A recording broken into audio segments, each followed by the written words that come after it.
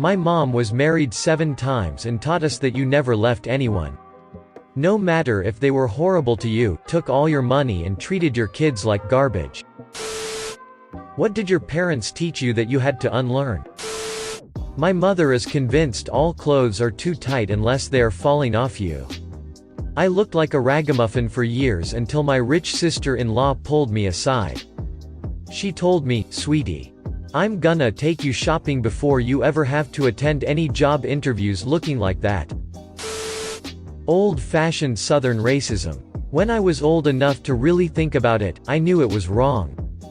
Couldn't say anything against it because I would have been ostracized, and heaven forbid if I had dated a black woman. I would have been disowned by my entire family. Korean fan death.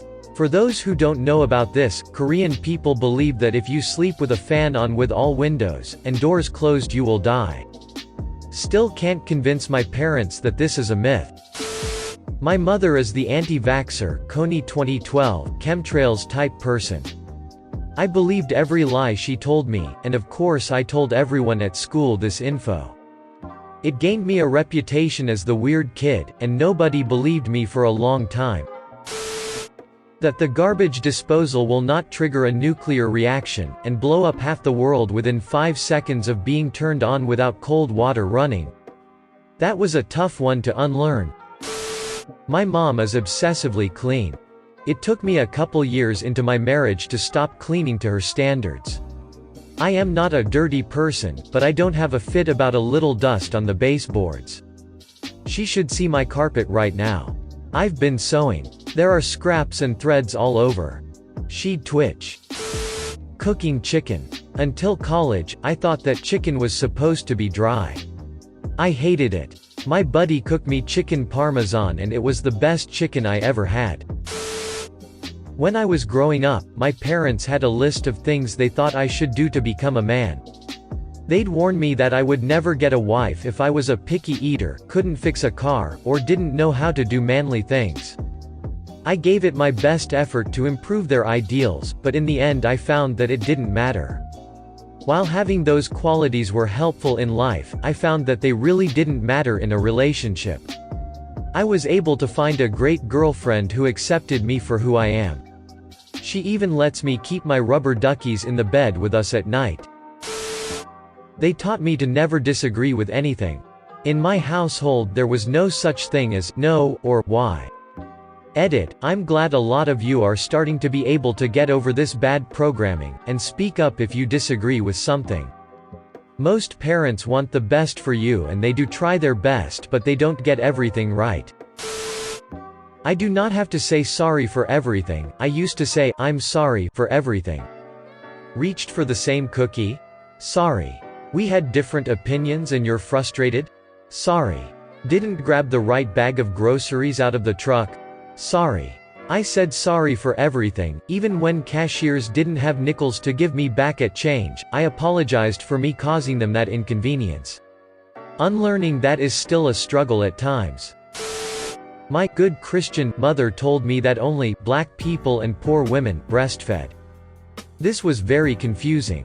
She said the formula was good enough for her mother to give her, and so it was good enough to give my sister and me. Okay. No questions asked. So when I grew up, and started having friends with kids, I saw how beautiful that gift was. When I got pregnant the first time, she pulled that dumb wisdom out again. So I asked her if Mary gave formula to Jesus, and more importantly, where did Joseph find a corner store open on Christmas, and she shut up. I breastfed all 3 of my kids like a champ and she never said a word. That anger doesn't have to be the default reaction to anything you don't like. Someone has a different opinion? They're telling you you're wrong, and stupid, and you should be pissed. Someone made an offhand comment that struck you the wrong way. They're assholes. You should be pissed. Anything, anytime, anywhere happened that you didn't like for any reason? Be pissed. No thanks, it makes for a crappy life.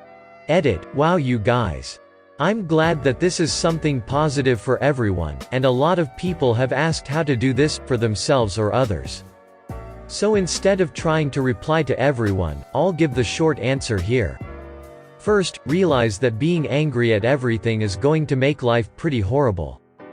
Then, it's just reminding yourself every time you have that gut reaction to ask yourself if it's worth it or not. 9 times out of 10, it's not. If it's situational, try and make the best of it as best you can, depending on the situation, obviously. If it's personal, try to see the other person's perspective. If they're just being an asshole, think of something you're going to enjoy doing later, smile, and wish them a great day while you go about your day, because assholes aren't worth your emotional effort of being angry. Quantity over quality. Though my family was economically stable, privileged even, my parents grew up in poverty. So their way of buying was to buy cheap. Which definitely should be taken into consideration, but ultimately, if the quality is not there, you end up spending more to continuously replace the item. We could afford to buy things of better quality that would last longer, but that's just not how they grew up. It still hurts me to spill $60 on a nice pair of shoes that will last more than a year. I have since learned that, I would much rather spend this $60 one time, rather than getting 3 pairs of $20 crappy no-brand shoes that hurt my feet and fall apart every few months. That you should never do anything for others because nobody will do anything for you. I understand because my mom came from a very rough household growing up, but it was frustrating whenever she found out I bought lunch for my friends, or gave someone a ride. It would always be the, nobody will look out for you, why do the same? My dad thought it was funny to teach my sister, brother and I the wrong names to things.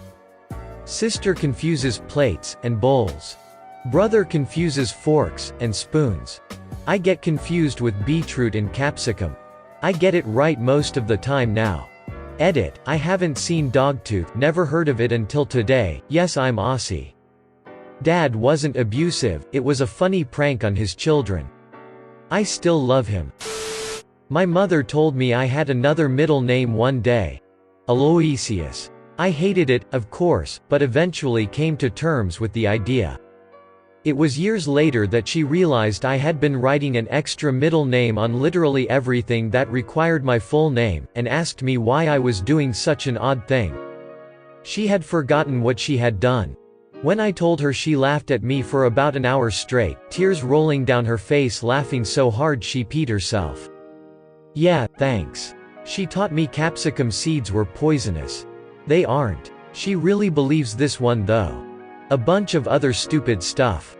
Edit, half of it to troll me, the rest because she believes weird stuff. Yeah, I misspelled the name. You should have seen how I spelled it when I was 7. My mom taught me that I had to respect my elders even if they were possibly wrong because they were older and wiser. My dad on the other hand sat me down one day and said, "Son, people are stupid, just because they are older doesn't mean they know anything better from apple butter. I don't care how old they are, if they don't know their ass from a hole in the ground it's okay to call them a dumbass. You're going to run into people who are smarter than you, but you're also going to run into people who will make you wonder just how in the hell they manage to not drown themselves while taking a piss in the morning. You can know a lot or you can know a little. A smart man knows that he doesn't know everything, he also knows the value of common sense." To be a bystander, for lack of a better term. My parents are very against me standing up for others, and even myself in some cases, and I had to learn that standing up for other people is the right thing to do. Also how to pronounce cucumbers. All the times she'd call me a spoiled bitch when I cried, because we were eating ramen every night, and I had no clothes to wear to school. Then problems with my lungs because the house we were in had black mold, but we could somehow magically afford $60 to $80 of liquor for her boyfriend every week. That's something I am still unlearning. Edit, guess I wasn't clear enough. The bit I'm unlearning is that it's okay to voice your unhappiness, you are not spoiled for wanting decent living conditions. It's okay to accept gifts, help from other people, it does not make you a bad person and does not mean you are using them. That you don't have to marry everyone you date. My mom was married 7 times and taught us that you never left anyone. No matter if they were horrible to you, took all your money and treated your kids like garbage. And that you could fix them if you married them. It took me moving out and talking with other people that is not normal and people break up all the time. Luckily I never married any of those guys. Like and subscribe for more funny, interesting, and scary r/ask Reddit videos.